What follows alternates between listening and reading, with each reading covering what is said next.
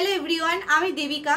আমি আজকে NEET বায়োলজির mainly যে বায়োটেকনোলজি পোর্শনটি আছে তার খুব ছোট্ট একটি টপিক, যেটি হলো পলিমারেজ চেইন রিয়াকশন, যাকে আমরা শর্টে বলি পিসিআর, সেটি পড়াবো। ঠিক আছে, তো এই পলিমারেজ চেইন রিয়াকশন এটি পড়ার আগে আমাদের সবার আগে জানতে হবে এই পলিমারেজ চেইন রিয়াকশন, যাকে আমরা শর্টে পিসিআর বলি, এই পলিমারেজ চেইন রিয়াকশন কথাটির মানে কি। ঠিক আছে, তো এই যে চেইন রিয়াকশন আমরা কখন বলবো? চেইন রিয়াকশন হচ্ছে সেই ধরনের রিয়াকশন গুলো যেগুলো বারবার একটা সেম জিনিস, যেটা বারবার করে হচ্ছে, তো সেই ধরনের রিয়াকশন গুলিকে আমরা বলি চেইন রিয়াকশন। ঠিক আছে, একটা সেম জিনিস বারবার করে যখন হয়। আর এখানে এই চেইন রিয়াকশনটি যেটি হচ্ছে সেটি কার দ্বারা হচ্ছে, কে হেল্প করছে? সেটি হচ্ছে এই পলিমারেজ এনজাইম। এই পলিমারেজ যে এনজাইমটি আছে, এই পলিমারেজ এনজাইমটি এই চেইন রিয়াকশনটি করছে, এজন্য কি আমরা বলবো পলিমারেজ চেইন রিয়াকশন। জেনারেলি আমরা জানি যে যে এনজাইমের কি কাজ, এনজাইম সাধারণত কোনো রিয়াকশনে পার্টিসিপেট করে না। এনজাইম কি করে, রিয়াকশনের যে গতিটা, যে রিয়াকশনের যে স্পিড, সেই স্পিড বাড়ায় বা কমায়। ঠিক আছে, তো এখানে এই পলিমারেজ চেইন রিয়াকশনটি করছে পলিমারেজ এনজাইম। ঠিক আছে, তাহলে এখন আমরা দেখব এই যে পিসিআর, পলিমারেজ চেইন রিয়াকশন, আমরা কেন এটা করব, আমাদের এই পিসিআর করার কি দরকার। তো এই পিসিআর মেইনলি পিসিআর এ কি হয়, মেইনলি পলিমারেজ চেইন রিয়াকশনে একটা ডিএনএ এর অ্যাম্পলিফিকেশন হয়। তোমার কাছে ধরো একটা ডিএনএ আছে, ঠিক আছে, এবার সেই ডিএনএ অনেকগুলো কপি তৈরি হবে। তো কেন আমরা অনেকগুলো কপি তৈরি করব, আমাদের কেন দরকার সেই ডিএনএ অনেকগুলো কপি তৈরি করার? এবার ধরো তুমি একটা টেস্ট করবে, ঠিক আছে, এবার কিন্তু তোমার কাছে একটা ডিএনএ একটি বা দুটি কপি আছে আর তুমি একটা টেস্ট করবে। জেনারেলি আমাদের বায়োলজিতে আমরা যেসব টেস্ট গুলো ল্যাবে করি সেগুলো খুবই সূক্ষ্ম কাজ হয়, এবং এই টেস্ট গুলোতে একবারে, দুবারে, অনেকবার তিনবারে অনেক সময় ঠিকঠাক রেজাল্ট আসে না, বা আমাদের যে ডিজায়ার্ড রেজাল্ট, যেটা আমরা চাই, আমাদের মন মতো রেজাল্ট, সেটি আমরা পাই না। তখন আমাদের কি করতে হয়, এই টেস্ট গুলো অনেকবার করে করতে হয়, মিনিমাম 6-7 বার, 8 বার, 10 বার করে টেস্ট গুলো ল্যাবে করতে হয় আমাদের মন মতো রেজাল্ট পাওয়ার জন্য। কিন্তু আমাদের কাছে একটি বা দুটি ডিএনএ আছে, এবার আমরা যদি সেই একটি বা দুটি ডিএনএ দিয়ে টেস্ট গুলো করলাম, কিন্তু এই টেস্ট গুলো করার পরে আমরা আমাদের মন মতো রেজাল্ট পেলাম না, তখন তো আমাদের কাছে আর ডিএনএও নেই, তো আমরা নেক্সট কি করে করব টেস্ট গুলো? আমরা কি পারবো করতে? আমরা আর পারবো না। সেজন্য আমরা কি করি, আমাদের কাছে যে ডিএনএটা আছে, যেটা আমার দরকার টেস্টের জন্য, সেই ডিএনএ অ্যাম্পলিফিকেশন করি, সেই ডিএনএ আমরা অনেকগুলো কপি তৈরি করে রাখি, যাতে আমাদের যদি 2 বার 3 বারও আমাদের ঠিকঠাক রেজাল্ট না আসে, আমাদের কাছে এই টেস্টটি করার জন্য অনেকগুলো ডিএনএ থাকে, আমরা যাতে দরকারে আরো অনেকবার সেই টেস্টটি করতে পারি। এই জন্য আমরা পিসিআর করি। পিসিআর মেইনলি আমরা কি করি, আমরা একটা ডিএনএ অ্যাম্পলিফিকেশন বা ডিএনএ এর মাল্টিপল কপিজ আমরা তৈরি করি। ঠিক আছে, তো এই যে পিসিআর, এই পিসিআর মেইনলি কে ইনভেন্ট করে এটি আমাদের দেখতে হবে। এই পিসিআর সবার প্রথম একজন আমেরিকান বায়োকেমিস্ট সবার প্রথম এই পিসিআর ইনভেন্ট করে, তার নাম হচ্ছে ক্যারি মিউলিস।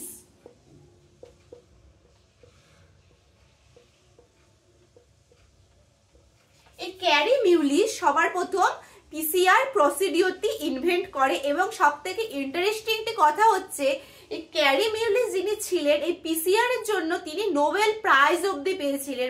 ভাবো কত ইম্পর্টেন্ট একটা প্রসিডিওর পিসিআর, যে পিসিআর পদ্ধতি ইনভেন্ট করার জন্য তিনি নোবেল প্রাইজ অবধি পান। এবার আমরা দেখব এই পিসিআর এর সবথেকে মেইন ভূমিকা কার? সবথেকে মেইন ভূমিকা হচ্ছে এখানে পলিমারেজ এনজাইমের। তাহলে আমরা প্রথমে পলিমারেজ এনজাইম সম্পর্কে কিছু জানি।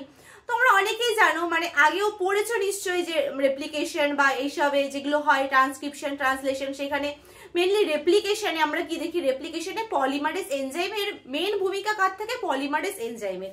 তো এই যে পলিমারেজ এনজাইম জেনারেলি 2 টাইপসের হয়। ঠিক আছে, একটা হয় ডিএনএ পলিমারেজ, যাকে আমরা ডিএনএ পল বলি, আরেকটা হয় আরএনএ পলিমারেজ। ঠিক আছে, তাহলে polymerase enzyme mainly two types এর হয়, first one is DNA and second one is RNA.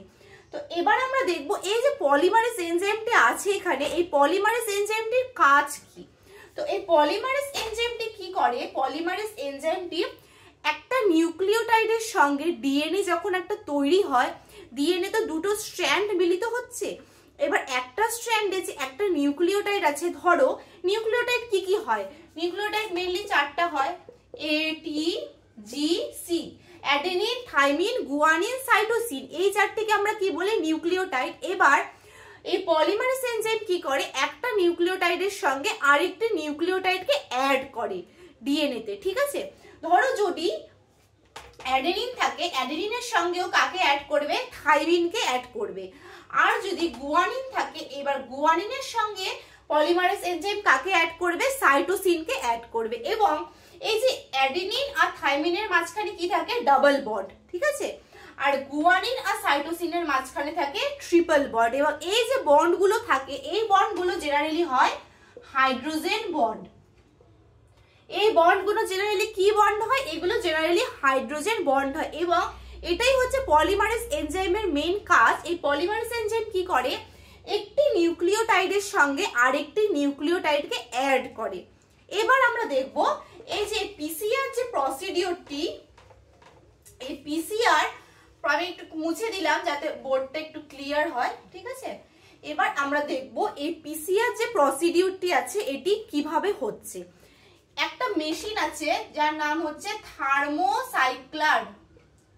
এই থার্মোসাইক্লার মেশিনে আমরা পিসিআর রিঅ্যাকশনটি করি।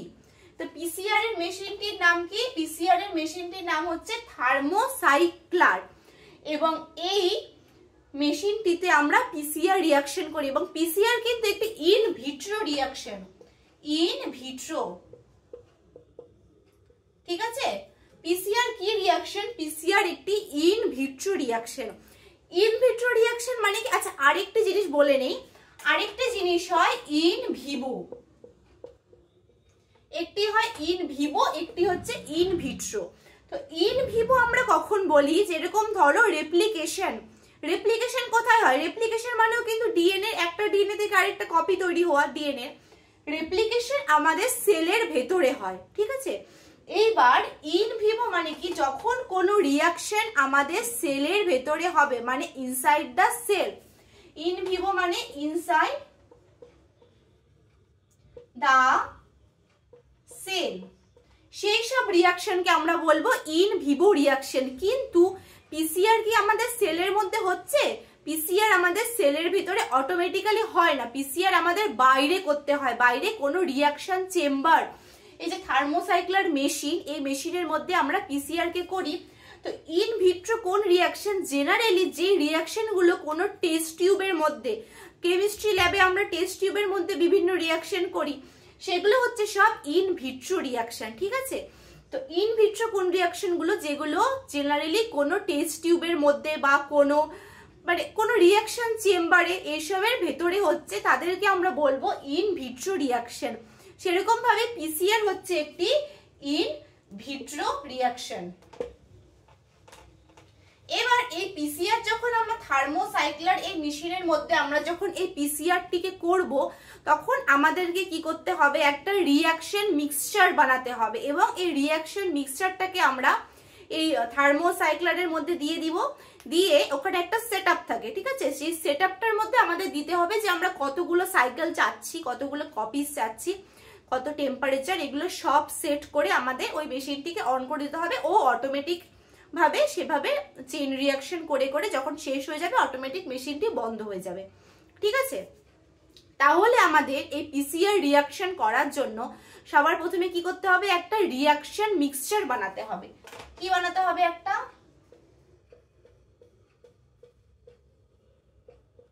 Reaction mixture. ওকে, এবার এই রিঅ্যাকশন মিক্সচারের মধ্যে কি কি থাকবে, সবার প্রথমে থাকবে ডিএনএ সেগমেন্ট, মানে যে ডিএনএ কপিটাকে আমরা অ্যাম্পলিফিকেশন করব, সেই ডিএনএ সেগমেন্ট হচ্ছে থাকবে। তারপর থাকবে আমাদের প্রাইমার, তারপর কি থাকবে প্রাইমার, তারপর থাকবে পলিমারেজ,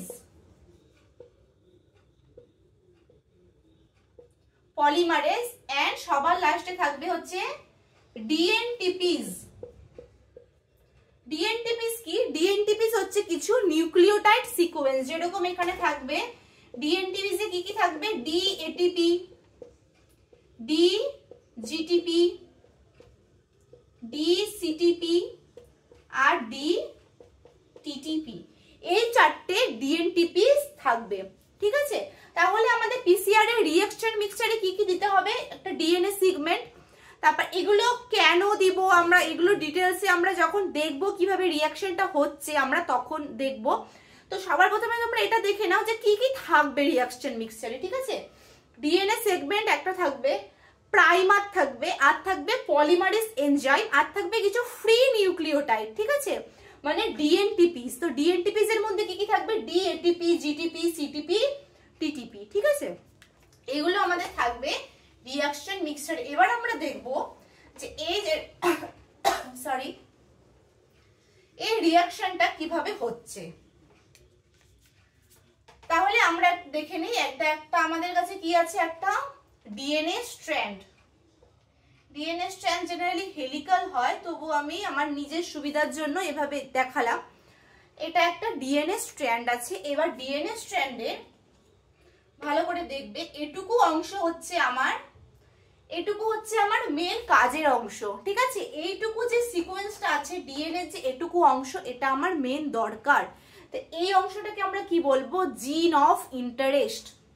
ঠিক আছে, এই অংশটাকে আমরা বলবো জিন অফ ইন্টারেস্ট। ঠিক আছে, এই অংশটাকে আমরা বলবো জিন অফ ইন্টারেস্ট। এটুকু অংশ আমার দরকার, এটুকু অংশ আমার কাজের জন্য দরকার। ঠিক আছে, এবার এটা তো একটা ডিএনএ আছে, ডিএনএ জেনারেলি কি হয়, ডাবল বন্ড হয়। এখন আমি কি করব, এখন আমি এই যে ডিএনএ সিকোয়েন্সটা আমার কাছে আছে, একে আমি 1 মিনিটের জন্য 90 থেকে 92 ডিগ্রি সেন্টিগ্রেড তাপমাত্রায় আমি একে হিট দিব। এই ডিএনএ সেগমেন্টটাকে আমি 1 মিনিট, ডিএনএ সেগমেন্টের এটুকু অংশ হচ্ছে আমার জিন অফ ইন্টারেস্ট, একে আমি 1 মিনিট 90 থেকে 92 ডিগ্রি সেন্টিগ্রেড তাপমাত্রায় আমি একে হিট করব।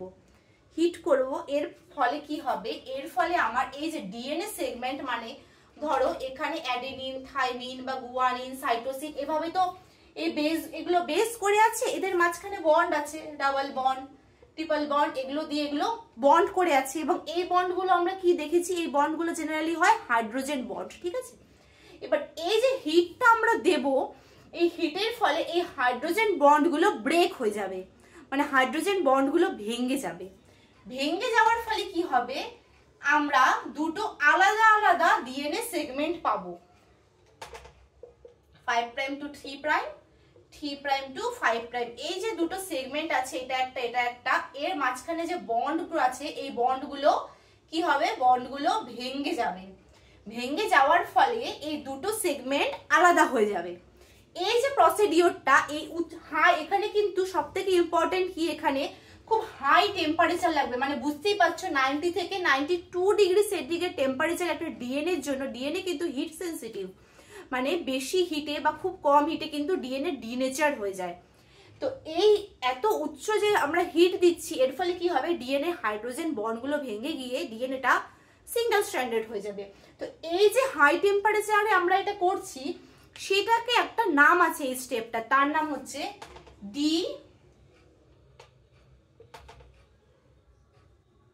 ডিনেচারেশন।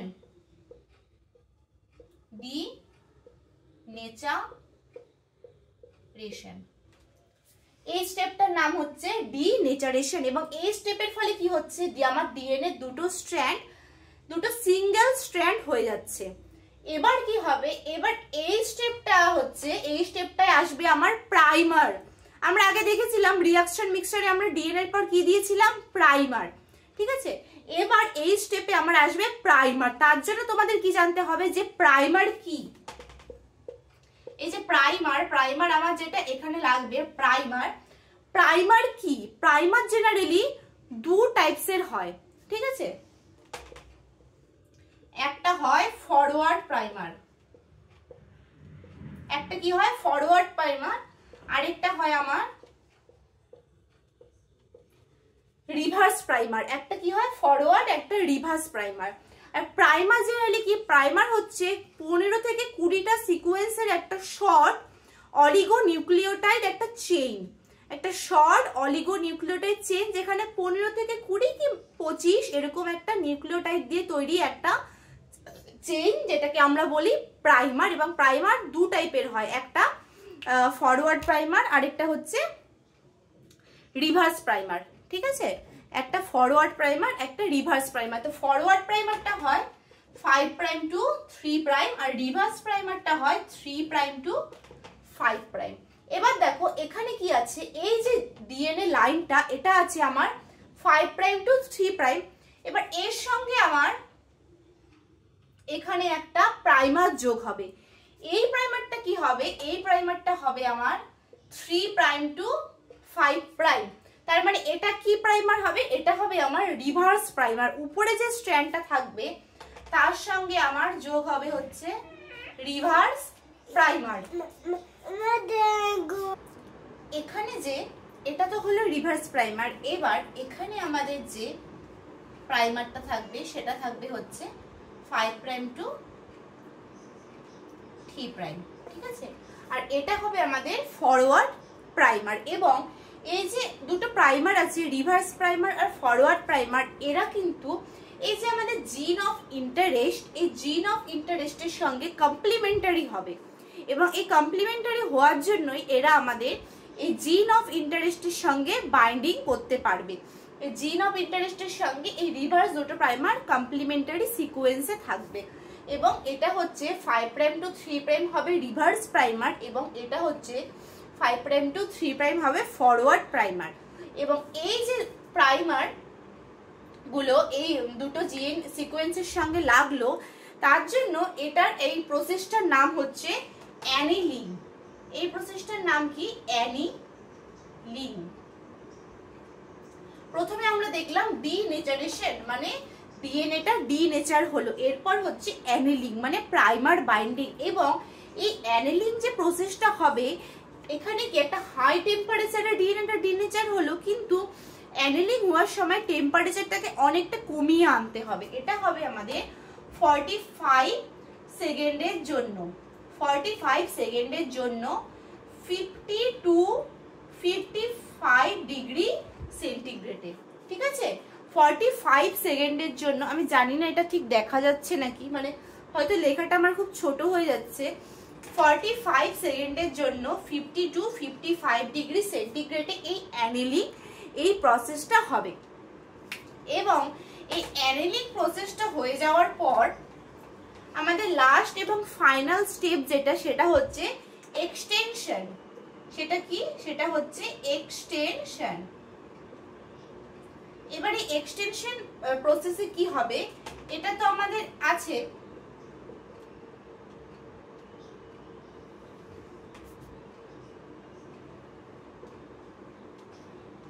এটা আমাদের ডিএনএ যে ডিনেচার ডিএনএটা আছে, এর সঙ্গে আমাদের এখান থেকে প্রাইমার অ্যাড হয়েছে।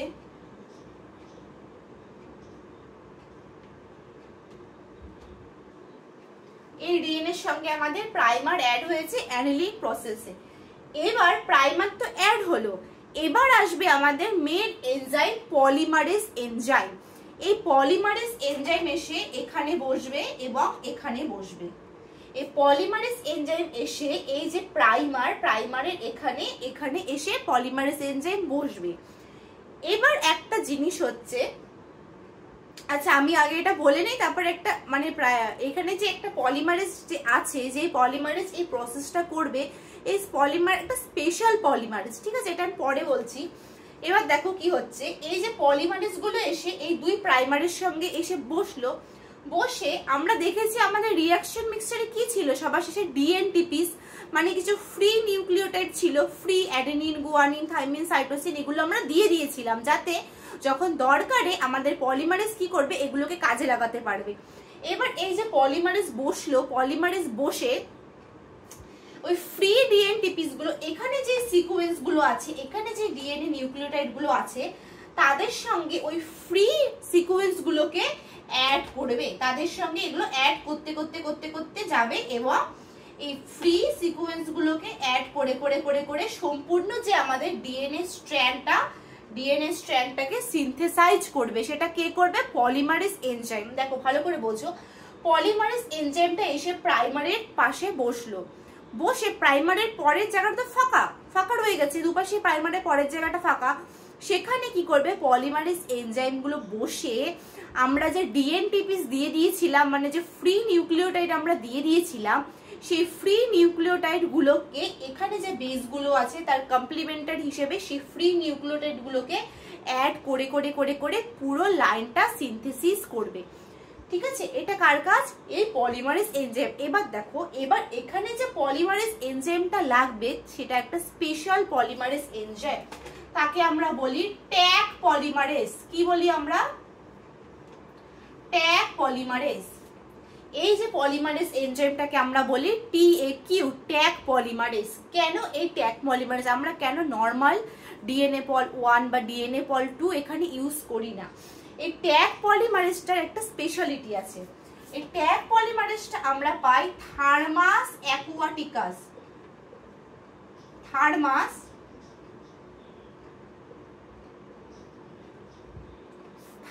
অ্যাকুয়াটিকাস বলে একটা ব্যাকটেরিয়া আছে, সেই ব্যাকটেরিয়া থেকে আমরা এই ট্যাগ পলিমারেজ এনজাইমটা পাই।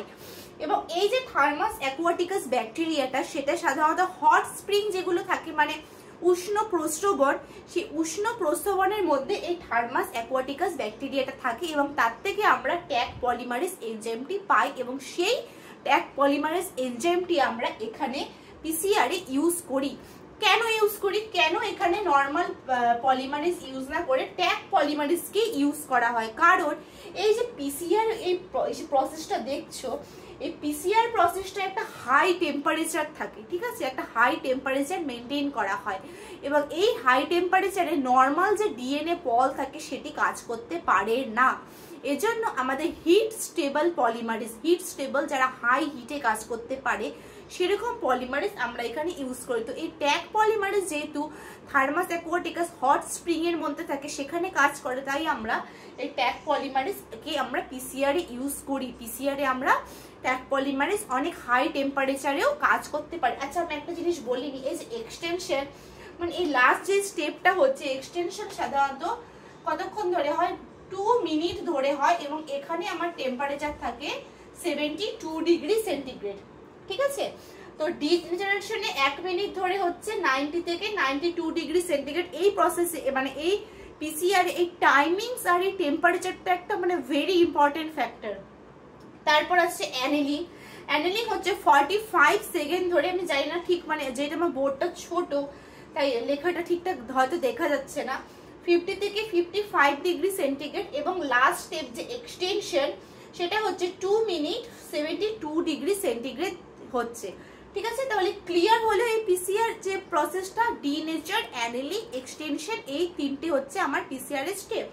এবং লাস্টে কি হলো, এই যে ডিএনএ পল এসে সম্পূর্ণ ডিএনএটাকে ফ্রি ডিএনটিপিস দিয়ে বসিয়ে বসিয়ে বসিয়ে বসিয়ে সম্পূর্ণ ডিএনএ স্ট্র্যান্ডটাকে সিনথেসিস করলো। তাহলে দেখো এখানে আমার ছিল হচ্ছে দুটো ডিএনএ স্ট্র্যান্ড দিয়ে আমি কাজ শুরু করেছিলাম, দুটো থেকে আমি 4টে ডিএনএ স্ট্র্যান্ড পেলাম।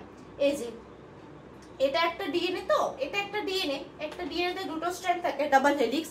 তো দুটো থেকে আমার নতুন আরো দুটো ডিএনএ তৈরি হলো। কত তৈরি হলো? নতুন আরো ডিএনএ তৈরি হলো। তো এরকম ভাবে, এজন্যই আমরা পিসিআর করি। এই পিসিআর এ আমাদের প্রতি সাইকেলের পর, মানে ধরো একটা ডিএনএ থেকে কতটা ডিএনএ তৈরি হবে, একটা ডিএনএ থেকে দুটোটা ডিএনএ তৈরি হবে। এই ধরো একটা ডিএনএ আছে, এর থেকে কটা তৈরি হলো? এই দুটো ডিএনএ তৈরি হলো। এবার এই দুটো থেকে, এটা থেকে তৈরি হবে আরো দুটো, এটা থেকে তৈরি হবে আরো দুটো, এটা থেকে তৈরি হবে আরো দুটো, এটা থেকে তৈরি হবে আরো দুটো। এরকম ভাবেই কি হয়, এরকম ভাবেই এখানে হচ্ছে মাল্টিপল কপিজ অফ ডিএনএ তৈরি হয়, ডিএনএ সংখ্যা বাড়তে থাকে। তো এই পদ্ধতিটি হলো পিসিআর পদ্ধতি। ঠিক আছে, থ্যাংক ইউ।